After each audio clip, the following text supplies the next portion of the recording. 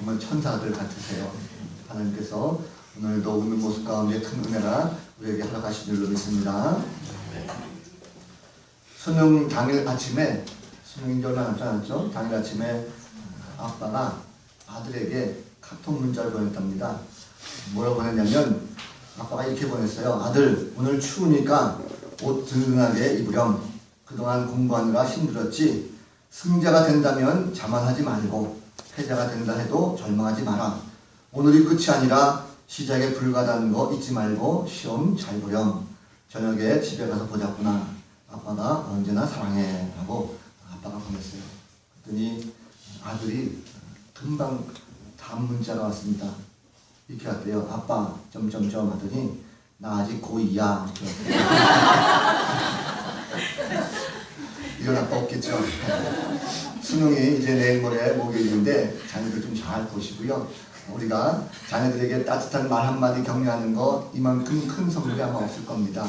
그동안 우리가 열심히 기도 많이 했지만 이 자녀들이 사실 시간이 가면 갈수록 초조해지고 걱정이 많을 것 같아요. 이왕이면 결과에 따라서 탓하지 말고 우리가 끝까지 기도했으니까 하나님께서 좋은 곳으로 인도하실 것이라고 하는 마음의 확신을 가지고 좀 더 칭찬하고 격려해 줄 수 있는 그런 부모가 되길 간절히 바랍니다.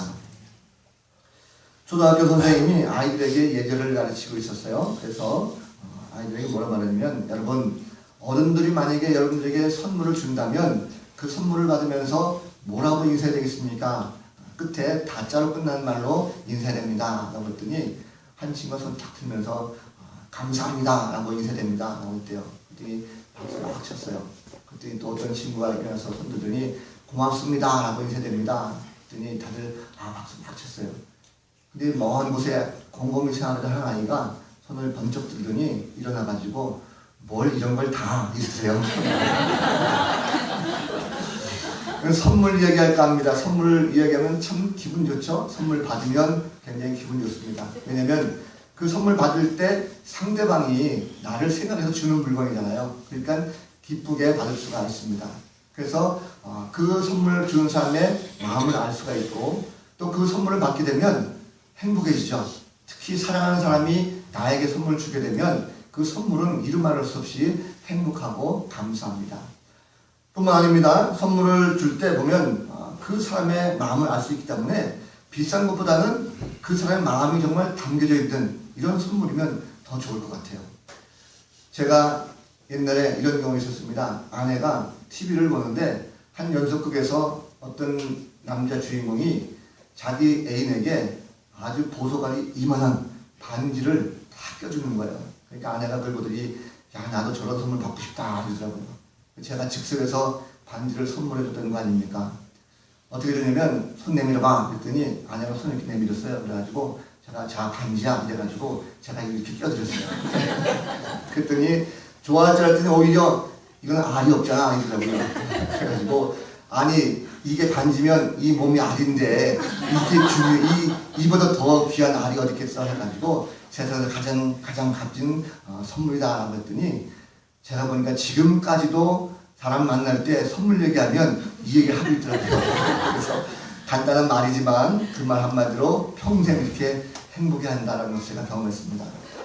선물이라는 것을 우리가 받으면 굉장히 기분 좋지만 근데 이 선물이라고 해서 다 기분 좋은 것은 아닙니다. 왜냐하면 선물을 받긴 받았는데 정말 나를 무시하는 듯한 그런 선물이 있어요.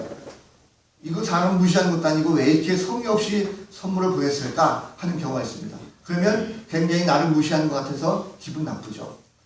또 선물을 받았는데 그게 부담이 될 수가 있습니다. 나는 저 사람을 볼 때 환경을 보니까 이만한 선물만 주면 될 것 같은데 갑자기 이상하게 많이 주는 말이죠. 부담이 되는 그런 선물이 있습니다. 그러면 사실 그거는 선물이라기보다는 뇌물에 가깝죠. 그래서 뇌물은 선물과 다릅니다. 선물은 그냥 아무 조건 없이 이렇게 주는 거지만 뇌물은 꼭 거기에 대가가 따르는 뭔가 요구가 되는 이런 모습이 있습니다. 그래서 선물과 뇌물을 잘 구별되겠다는 거죠. 자, 사람이 인생 살면서 서로에게 이런 선물 주면 굉장히 즐겁고 행복합니다. 그런데 하나님께서 우리에게 주시는 선물을 받으면 어떨까라는 거죠. 오늘 말씀을 보면 선물에 대한 이야기입니다. 오늘 성경 본문은 바울이 옥에 갇혔을 때에 쓴 편지 중에 하나입니다.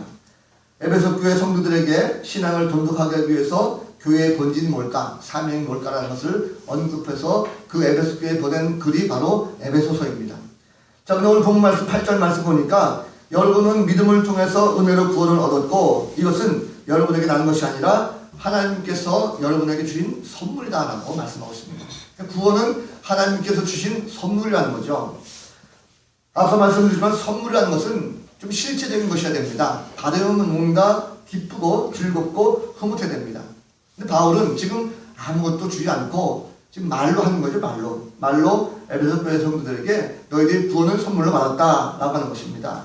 어찌 보면 좀 립서비스하는 것이 아닌가 하는 생각을 해봤습니다. 자, 구원의 선물, 하나님의 선물이라는 것이 쉽게 이해가 잘 안 가죠. 왜냐하면 인간이라고 하는 존재가 어떤 것인가 하는 것을 한번 생각할 필요가 있습니다. 인간은 구원을 선물로 받을 수가 없습니다. 왜 그럴까? 인간은 다 죄인이기 때문에 그렇습니다. 죄를 지었기 때문에 그 구원을 받을 수가 없다는 거죠. 자, 바울의 입장을 보면 바울은 지금 현재 옥에 갇혀 있습니다. 혼자 옥에 고립되어 있는 거죠. 지하 어두컴컴한 감옥 속에 혼자 갇혀 있습니다. 아무도 없고 쓸쓸합니다. 가진 것도 없습니다. 가난한 입장이죠. 자, 그러다 보니까 사실 에베소 교회 성도들의 입장에 보면 그들은요 굉장히 풍요로웠습니다. 예수를 믿고 그 하나님께서 축복하셔가지고 교회가 부흥됐고요. 그리고 성도들이 물질적으로 굉장히 풍요로운 삶을 살 수가 있었습니다. 더더군다나 신앙생활 잘 하다 보니까 가정도 행복했고 걱정 근심이 없었어요. 근데 바울이 왜 유독 갑자기 에베소 교회 성도들에게 이런 글을 보냈을까? 혹 그렇게 상상해 볼 수 있습니다. 바울이 지금 감옥에 있다 보니까 나이가 들고 외롭다 보니까 너무나도 쓸쓸한 나머지 이놈의 자식들이 내가 좀 그래도 가서 말씀을 가르치고 또 교회를 세우고 했는데 혹 나를 잊어버린 게 아닐까 싶어가지고 좀 말씀을 전하면 그래도 뭔가 사도로서의 권위를 그들에게 보이는 것이 아닐까 하는 생각에서 그들에게 구원은 곧 선물이다라는 것을 말하지 않았을까 생각해봅니다. 아니면 혹 에베소 교회 성도들에게 나를 좀 버리지 말고 좀 많이 와서 날 좀 도와달라 이런 뜻으로 이렇게 요청을 하기 위해 가지고 전한 것이 아닐까 생각해보죠. 자, 구원이라고 하는 것은 죄로부터 권위를 받는 것입니다. 우리가 뭔가 죄를 지는 그 구속된 몸이 있으면 구원은 바로 이 모든 것에서 자유롭게 만들어주는 거죠. 그래서 그만한 대가가 있어야 자유를 얻을 수가 있습니다. 다시 말하면 세상에서 우리가 범죄 저질렀습니다. 살인이라든지 강도라든지 도둑이라든지 이런 범죄를 저지르게 되면 그 죄에 대한 대가를 받아야 자유롭게 풀릴 수가 있습니다. 그래서 여러분 범죄를 저지르는 사람은 항상 보면 마음속에 두렵고 초조하죠. 언제 내가 잡힐까? 언제 내가 구속될까? 전전긍긍하면서 그냥 사람을 경계하기도 하고 무서워 떠는 것이 바로 범죄자의 모습입니다. 죄인의 모습이죠. 그래서 여러분 죄를 짓게 되면 잡혔을 때에 반드시 재판을 받죠. 재판받아가지고 거기에 대한 대가를 치르게 됩니다. 감옥에 들어간다든지 아니면 제가 경미하는 벌금을 내다든지 이래가지고 죄의 대가를 받아야 비로소 자유롭게 구원받았다라고 할 수가 있습니다. 어떤 범죄자는 그래서 범행을 저지르고 잡히지도 않았는데 너무나도 그것이 두렵고 걱정되니까 스스로 자수하는 이런 모습을 볼 수가 있습니다. 많은 죄인들이 범죄를 저지르고 옥살이 하고 나오면 차라리 죄값을 치르고 나니까 마음이 좀 편안해졌다, 자유로워졌다 이렇게 말하는 사람들이 많이 있는 것을 보게 됩니다. 자, 그러고 본다면 우리가 어떤 죄를 저질렀을 때에 죄인이라고 한다면 거기에 좀 대가를 적당히 치러야 그 마음에 좀 자유를 얻었다라고 할 수가 있는데 오늘 말씀 보니까 아무런 대가 없이 그냥 선물 받았다 이게 되니까 뭔가 좀 찜찜하지 않습니까? 하나님 무슨 자선사업가요? 그냥 아무 대가 없이 무조건 다 용서해줍니까? 우리가 하나님의 사랑을 잘 모를 때에 굉장히 이런 문제 때문에 고민할 때가 참 많습니다. 사실 우리가 신앙생활하면서 많은 사람들이 하나님을 믿으면 다 복받을 줄 알아요. 그럴 때 우리는 여러분 가만히 보면 이미 하나님께로부터 많은 선물을 받았습니다. 어떤 선물입니까? 우리가 가정이라는 것을 선물 받았고요. 또 자녀라든지 남편, 아내, 심지어 우리 생명까지도 이미 선물을 받았습니다. 그럴 뿐만 아니고 우리가 사실 소유하고 있는 모든 것이 다 하나님의 선물입니다. 이미 우리가 다 누리고 있어요. 그러면 우리가 이와 같이 많은 선물을 누리고 있다고 해가지고 나는 이제 행복해.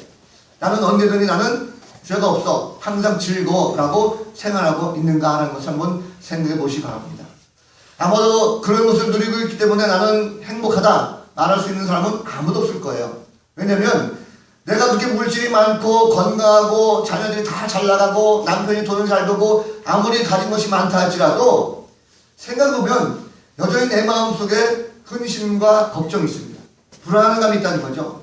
뿐만 아니고 상대방과의 만남을 통해서 이야기하다 보면 때로는 화가 나기도 하고 저 사람이 잘 되면 뭔가 시기가 나기도 하고 질투하기도 하고 또 때로는 다투면서 내 마음속에 분노가 일어나고 이런 모든 죄들이 우리 마음속에 늘 있다 보니까 사실 많은 것을 갖추고 있다 할지라도 우리는 죄로부터 자유를 얻었다라고 할 수가 없다는 사실입니다. 자, 그렇다면 우리가 하나님께서 신앙생활할 때 이러한 문제들 좀 해결해 줘야 되는데 그저 우리에게 자 그럼 네가 지금 그런 걱정을 하고 있으면 내가 요구하는 것이 이거니까 너 한번 해봐 하면서 앞으로 100일 동안 열심히 기도해라. 그럼 내가 죄를 해결해 줄게. 아니면 네가 가지고 있는 재산을 가지고 이웃을 위해 가지고 마음껏 구제를 해라. 봉사하고 나눠줘. 그러면 그만한 대가로 내가 너의 죄를 이만큼 사해줄게. 이러면 차라리 우리가 마음이 편하고 기쁠 수가 있죠. 근데 그런 것이 요구하는 것이 아니라 그냥 아무것도 요구하지 않고 선물이야. 너는 죄로부터 자유를 얻었어라고 하니까 그게 막 되게 찜찜하다는 거죠. 인간의 구원의 문제가 참 중요합니다. 구원을 이루고자 하시는 그 하나님의 은혜, 그 마음을 알지 못하면 아무리 우리가 믿음 가진다 할지라도 구원에 대해서 확신이 생기지가 않는 것을 볼 수가 있습니다. 자, 그런데 오늘 말씀 보니까 바울은 에베소 교회 성도들에게 분명하게 말하는 것이 바로 구원은 하나님의 선물이다 라고 말하고 있습니다.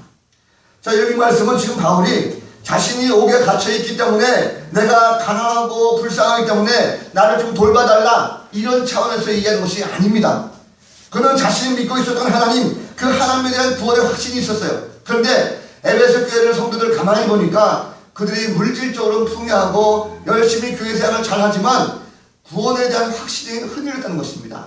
여전히 예수를 믿으면서도 자신 마음속에 죄의 문제가 해결되지 않아가지고 걱정하고 근심 속에 쌓인 모습을 볼 수가 있었어요. 그래서 바울이 말하기를 그렇지 않다는 거죠. 예수를 믿음으로 말미암아 너희들에게 선물을 주었는데 그 선물을 확실하게 기억하라는 것입니다. 자, 사도 바울이 말하는 선물은요, 오늘 말씀 보니까 예수 그리스도 그 자체가 바로 하나님의 선물이다라는 것을 말씀하고 있는 것입니다. 그럼 다시 생각해 보시죠. 예수는 누구입니까? 예수는 우리의 모든 허물과 죄를 죽었던 우리를 살리신 분이에요. 그분은요, 이 땅에 오셔서 나를 위해서 십자가를 지신 분이십니다. 우리가 죽을 수밖에 없지만 내 대신 죄를 지시고 속죄의 제물이 되셔가지고 우리를 구해주신 분이에요. 그래서 예수님이 십자가에 달려 죽으시고 말미암아 우리의 모든 죄를 내 대신 주님이 대신 지시고 우리를 살리신 분이십니다. 믿으시기 바랍니다. 그래서 우리는 내가 죽어야 되는데 나 대신 주님이 죽으시고 예수님 때문에 다시금 내가 살아나게 됐어요. 그래서 하나님을 알게 되었습니다. 저는 내가 죄였을 때 하나님 몰랐어요. 근데 내가 잘 먹고 잘 살면 내가 만족스러운 줄 알았습니다. 그런데 내가 알고 보니까 여전히 나는 죄인이었었고 그 죄를 해결해 주신 것은 바로 예수 그리스도라는 것입니다. 주님의 이 땅에 오신 목적이 무엇입니까? 우리를 섬겨주시고 우리 대신 나의 모든 죄와 허물을 다 없애주시기 위해서 이 땅에 오신 것이 바로 주님이라는 것입니다. 뿐만 아니라 우리가 이제는 하나님의 자녀로 신분이 바뀌었다는 것을 알게 되는 것입니다. 무슨 말씀이냐면 우리가 예수 그리스도를 오시고 말미암아 더 이상 이제는 그 예수를 통해서 우리는 사단의 노예가 아니라는 것입니다. 저는 죄 때문에 늘 끙끙거렸습니다. 마음에 걱정이 생기고 근심이 생겼어요. 그런데 이제는 예수를 믿음으로 말미암아 더 이상 그 죄의 종로를 타는 것이 아니라 세상을 창조하신 그 하나님의 아들, 하나님의 자녀가 되는 권세를 우리가 받았다는 것입니다. 성경 말씀 한번 볼까요? 요한복음 1장 12절 말씀. 우리 같이 한번 앞에 나와 있는 말씀 굉장히 중요한 말씀이니까 한 목소리로 같이 한번 읽었으면 좋겠습니다. 같이 한번 읽겠습니다. 시작. 영접하는 자 곧 그 이름을 믿는 자에게는 하나님의 자녀가 되는 권세를 주셨으니 이는 혈통으로나 육정으로나 사람의 뜻으로 나지 아니하고 오직 하나님께로 난 자녀입니다. 아멘. 영접하는 자 곧 그 이름을 믿는 자들에게는 하나님의 자녀가 되는 권세를 주셨다는 것입니다. 우리가 예수를 알지 못했을 때는 그저 죄의 종로에 불과했습니다. 그런데 하나님을 알고 예수를 마음속에 확실하게 영접을 하니까 이제는 우리가 하나님의 자녀가 되는 권세를 얻었다는 사실을 믿으시기 바랍니다. 이것이 바로 값진 선물이라는 거죠. 뿐만 아닙니다. 우리가 예수를 믿었을 때에 여러분 예수를 믿는 믿음 자체가 바로 하나님의 선물이라는 것을 기억하시기 바랍니다. 여러분 구원은 전적으로 하나님의 역사입니다. 구원은 예수를 믿는 믿음을 통해서 얻게 되는 거예요.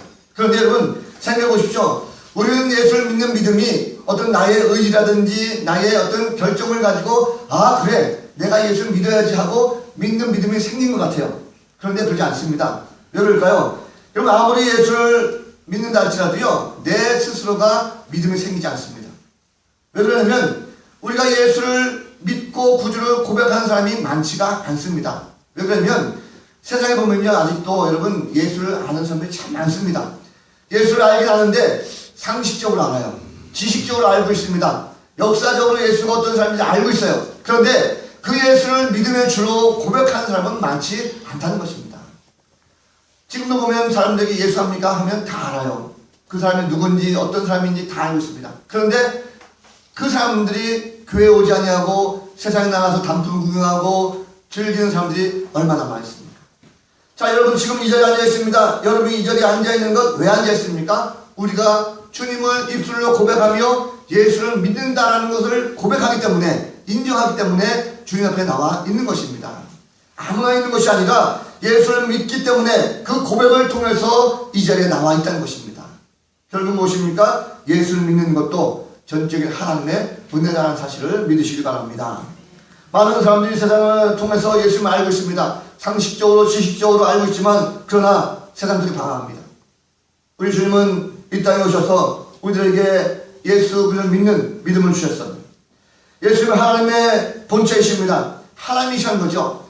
주님은 하나님의 본체이시지만 이 땅에 인간의 몸을 입고 오셔서 친히 이 땅에 오셔가지고 우리의 모든 죄를 다 구속하셨습니다. 자신의 몸을 우리에게 선물로 주신 겁니다. 그 몸을 우리에게 주셨기 때문에 우리가 내 마음속에 있는 모든 죄를 다 해결할 수가 있어요. 주님은 친히 이 땅에 오셔서 인간의 모든 아픔을 다 경험하셨습니다. 많은 사람들이 멸시 천대를 하면서 주님을 십자가에 못 박았어요. 주님은 십자가에 못 박히셨지만 그 십자가에 달려 죽으시면서 우리의 모든 죄를 다 용서하시고 사셨다는 것입니다. 주님이 우리의 모든 아무 공로나 노력 없이 아무 대가 없이 십자가에 달려 죽으심을 말미암아 우리가 그 희생으로 구원을 얻었고 이제는 완전한 죄로부터의 자유함을 얻었다는 사실이죠. 지난 10월 1일에 미국에서 큰 사건이 하나 있었습니다. 미국 오레건주의 한 대학교에서 있던 사건인데 오레건주 서덜린이라고 하는 지역에 레이시라고 하는 10대 소녀가 있었어요. 사진 한번 보여주실까요? 레이시. 예. 굉장히 청소한 소녀죠. 이 레이시는 10대 소녀인데 아버지가 목사님입니다. 목사님인데 이 레이시는 아버지가 목사다 보니까 신앙생활을 굉장히 열심히 잘했어요. 주말이면 교회 나가서 봉사하고 그 주중에는 자신이 그 신앙으로서 모범을 보이게 해가지고 주변에 있는 양로원에 가서 홀로 계시는 할아버지 할머니를 섬겨드리고 기쁨을 가지고 잘 보살펴드렸습니다. 이렇게 헌신하고 봉사하는 이런 자매였어요. 고등학교를 졸업하고 한 대학에 들어가서 이 레이시는 자신의 꿈이 간호학과에 가는 것이었습니다. 간호학과에 가서 이제 졸업을 하게 되면 수술실에 근무하는 간호사가 되어가지고 사람의 생명을 살리는 일을 자기가 하겠다라고 하는 그런 꿈을 가지고 대학에 입학했어요. 자, 대학에 입학했는데 운푸카 대학이라는 대학에 입학했습니다. 그래서 그 꿈을 가지고 수업을 시작했는데 딱 4일 만에 수업 시간 중에 장문 수업을 하던 중에 갑자기 밖에서 총소리가 들려오기 시작합니다. 그러면 학생들이 깜짝 놀랐어요. 도대체 무슨 일이 난 것인가 하고 어려운 줄 아는데 갑자기 강의실 문이 활짝 열리면서 한 학생이 들어옵니다. 크리스 하퍼머스라고 하는 학생인데 같은 과의 학생이에요. 이 학생이 들어와서 총기를 난사합니다. 천재로 난사하면서 강단에 서 있는 교수에게 총을 쏴서 교수를 죽였어요. 그리고 모든 학생들이 다 깜짝 놀라서 책상 밑으로 고개를 숙이고 숨었습니다. 이 레이시도 마찬가지로 숨었죠. 그래서 꼼짝없이 이것이 마치 무슨 공포스러운 꿈 꾸는 것처럼 생각이 들었는데 이 크리스라고 하는 이 학생이 그 엎드려 있는 학생 한 명 한 명에 다가가서 질문합니다. 어떤 질문을 했냐면 네가 교회 다니냐 질문했어요. 만약에 교회 다닌다라고 질문했을 때 교회 다닌다라고 대답을 하면 바로 그 자리에서 총을 쏴서 죽였습니다. 한 명 한 명 죽이기 시작해가지고 이 레이 씨 옆에 온 소리가 들렸어요. 잠깐 사이에 빵 한 소리가 들렸습니다. 이 레이 씨가 생각하기에 자기 옆에 있는 한 친구가 죽었다라는 사실을 의식적으로 알 수가 있었어요. 그 옆에 있었던 친구가 누구냐면 바로 크리스와의 고등학교 동창이었던 트레벤이라고 하는 친구였습니다. 남자친구예요. 아주 건강한 남자친구죠. 이 친구가 크리스 옆에 바로 있다가 레이 씨 옆에 있다가 크리스의 총을 맞고 그 자리에 쓰러진 겁니다. 자, 그런데 이 건장한 친구가 쓰러지면서 그냥 쓰러진 것이 아니라 그 밑에 숨어 있었던 레이 씨 위로 덮친 거예요. 온몸에 총을 맞았으니까 피를 흘리고 난자된 그런 모습으로 레이 씨 위에 쓰러졌는데 레이 씨가 연약한 여자이다 보니까 그 충격으로 말미암아 일어날 수가 없었다는 것입니다. 그런데 순간 어떤 일이 벌어졌냐면 이 크리스라고 하는 총을 가진 친구가 다음에 레이 씨에 향해서 손을 가르치면서 일어나라고 총을 겨눴다는 거예요. 그런데 이 레이 씨가 이 친구가 덮쳤으니까 트레벤이 덮쳤으니까 일어날 수가 없어가지고 그냥 가만히 죽은 듯이 있었다는 것입니다. 그랬더니 총을 갔던 이 크리스가 옆에 다른 사람에게 물어봤대요. 얘 죽었냐? 물어보니까 다른 친구들이 모르겠다라고 대답하니까 결국은 이 크리스가 총을 그 다음 학생에게로 돌렸다는 것입니다. 그래서 기적적으로 이 레이 씨가 살게 됐어요. 그런데 이 사건으로 말미암아 10명 이상이 죽었고 20명 이상이 다쳤습니다. 기적적으로 살아난 이 레이 씨가 나중에 고백한 이야기입니다. 이 트레벤이라는 친구는 평소에 아주 신실한 그런 자기 친구였었고 신앙이었습니다. 자기가 레이 씨가 고백할 때 자기가 목사의 딸이었었고 신앙을 가지고 있었던 그것을 알고 있었기 때문에 이 트레벤은 자기가 총을 맞으면서 의식적으로 레이 씨에게 덮쳤다는 것입니다. 마지막 숨기는 순간까지 피를 흘리면서 적어도 자기가 친구를 보호하고자 하는 그 마음이 있었기 때문에 레이 씨는 그것을 알고 있었고 마지막 순간까지 자신은 죽어가면서 레이 씨를 살렸다는 거예요. 이 이야기를 고백하면서 그의 트레벤 어머니에게 말했을 때에 그 어머니가 그 사실을 기억하고 눈물을 흘렸습니다. 그리고 앞으로 레이 씨에게 이 트레벤의 그 뜻을 잘 기억해서 그 희생이 헛되지 않도록 앞으로 평생 생명을 살린 일에 좀 같이 신문 와서 함께 동참에 따라가는 그런 부탁을 받았다고 합니다. 여러분, 저는 이 사건의 이야기를 보면서 트레벤이 마지막 죽어가면서 자신의 생명을 없애가면서 레이 씨를 살리고자 했던 이 마음이 있다고 한다면 오늘 우리가 알고 있는 예수 그리스도의 마음이 아닐까 하는 그런 생각을 해보게 됐습니다. 여러분, 그렇습니다. 하나님께서는요 택한 백성들을 구원해 주시기를 원하시는 것입니다. 하나밖에 없는 아들이었습니다. 예수 그리스도 한 밖에 없는 그 아들도 십자가에 기꺼이 내오셨어요. 왜 그렇습니까? 바로 여러분을 구해주시기 위해서. 죽을 수밖에 없는 꼼짝없는 죽음의 위기 가운데 있지만 주님은 그 가운데 우리를 위해서 희생하셨습니다. 바로 나를 사랑하셨기 때문에 우리의 모든 죄를 담당하시기 위해서 직접 친히 몸소 십자가에 지시고 죽기까지 우리를 사랑하셨다는 것입니다. 여러분, 선물이 무엇입니까? 선물은 우리가 받으면 기분 좋죠. 엄청나게 행복합니다.